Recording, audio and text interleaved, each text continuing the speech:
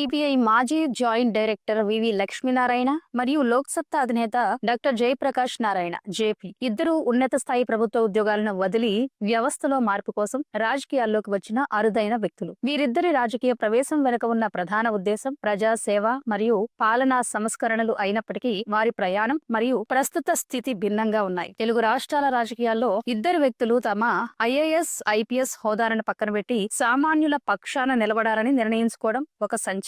ఒకరు నేర పరిశోధనలో సింహస్వప్నం జేడి, మరొకరు పాలనా సంస్కరణల నిపుణుడు జేపీ. వీరిద్దరి రాజకీయ ప్రస్థానం ప్రారంభంపై ఈ స్టోరీ చూద్దాం.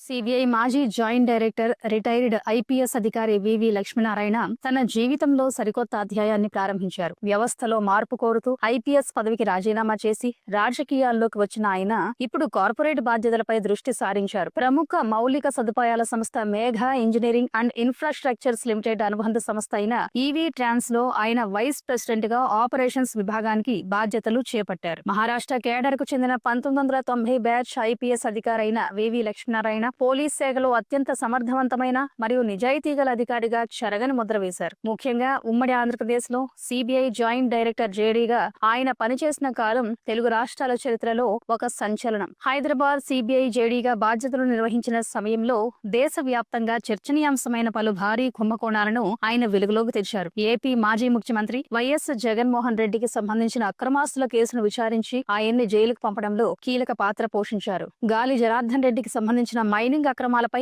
ఉక్కుపాదం మోపారు. కార్పొరేట్ రంగంలో అతిపెద్ద మోసంగా భావించే సత్యం కంప్యూటర్స్ కేసును అత్యంత వేగంగా పగడ్బందీగా విచారించారు. 2018లో తన ఐపీఎస్ పదవికి స్వచ్ఛంద పదవి విరమణ ప్రకటించిన లక్ష్మీనారాయణ ప్రజాక్షేత్రంలో మార్పు తేవాలనే లక్ష్యంతో రాజకీయాల్లోకి ప్రవేశించారు. 2019 ఎన్నికల్లో జనసేన పార్టీ తరఫున విశాఖపట్నం లోక్సభ అభ్యర్థిగా పోటీ చేసి ఓటమి పాలయ్యారు. ఆ తర్వాత జనసేనను వీడి జై భారత్ నేషనల్ పార్టీని స్థాపించి తనదైన శైలిలో ముందుకెళ్లారు. అయితే ప్రస్తుత రాజకీయ సమీకరణాల మధ్య తన ఆశయాలకు అనుగుణంగా రాణించడం కష్టమని భావించిన ఆయన రాజకీయాలకు తాత్కాలికంగా లేదా శాశ్వతంగా విరామం ఇచ్చి కార్పొరేట్ రంగం వైపు అడుగేసినట్లు తెలుస్తుంది. మేఘా గ్రూప్ కు చెందిన విద్యుత్ వాహనాల సంస్థ ఒలెక్ట్రా గ్రీన్ టెక్ అనుబంధ సంస్థే ఈ ఈవీ ట్రాన్స్. ఈ సంస్థ దేశవ్యాప్తంగా వివిధ రాష్ట్రాలకు ఎలక్ట్రిక్ బస్సులను సరఫరా చేయడంతో పాటు వాటి నిర్వహణ, ఛార్జింగ్, మౌలిక సదుపాయాలను పర్యవేక్షిస్తుంది. లక్ష్మీనారాయణకు ఉన్న సాంకేతిక పరిజ్ఞానం, ఎన్ఐటి వరంగల్, ఐఐటి మద్రాస్ నేపథ్యంతో పాటు సుదీర్ఘ పరిపాలనా అనుభవం తమ సంస్థ అభివృద్ధికి ఎంతో తోడ్పడతాయని మేఘా యాజమాన్యం పేర్కొంది. వివి లక్ష్మీనారాయణ గారిలాగే డాక్టర్ జయప్రకాష్ నారాయణ కూడా అత్యున్నత స్థాయి ప్రభుత్వ ఉద్యోగాన్ని వదిలి వ్యవస్థలో మార్పు కోసం రాజకీయాల్లోకి వచ్చిన వ్యక్తి. ఆయన ప్రస్థానం ఒక నిరంతర విద్యావంతుడి పోరాటం. 1980 బ్యాచ్ కు చెందిన ఈయన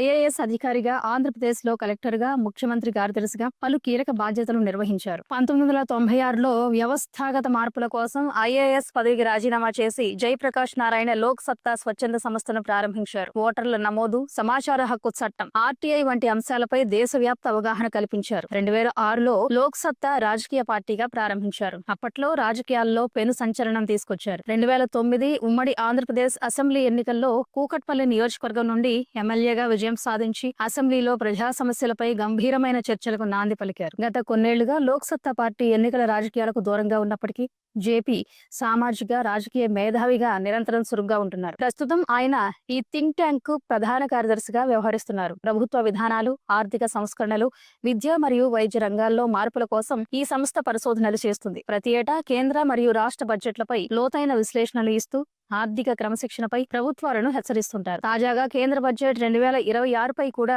ఆయన కీలక విశ్లేషణలు అందించారు. ఆంధ్రప్రదేశ్ రాజధానిగా అమరావతి కొనసాగింపుపై, రాష్ట్ర ఆర్థిక స్థితిగతులపై ఆయన గట్టిగా గళం వినిపిస్తున్నారు. ఈ యువతలో రాజకీయ అవగాహన పెంచడానికి యూత్ పార్లమెంట్ వంటి కార్యక్రమాలు ప్రోత్సహిస్తున్నారు. తన యూట్యూబ్ ఛానల్ మరియు సోషల్ మీడియా ద్వారా ప్రస్తుత అంశాలపై, పాత పెన్షన్ స్కీమ్, ఓపీఎస్ ప్రభావం, విద్యా వ్యవస్థలో లోపాలు, ఏఐ మరియు ఉద్యోగాలు ప్రజలకు అవగాహన కల్పిస్తున్నారు. ప్రస్తుతం జేపీ కూడా కళాశాలలు చూసుకుంటున్నారు. ఇటీవల కొందరు బ్యూరోక్రాట్స్ రాజీనామా చేసి రాజకీయాల్లోకి వస్తున్నారు. తెలుగు రాష్ట్రాల్లో కీలకంగా వ్యవహరించిన జేపీ, వివి లక్ష్మీనారాయణ ఇద్దరు పార్టీలు స్థాపించి చివరకు మళ్లీ కార్పొరేట్ సంస్థల బాటలోకి వెళ్లారు. Thank you for watching. Please subscribe to Khyati connects.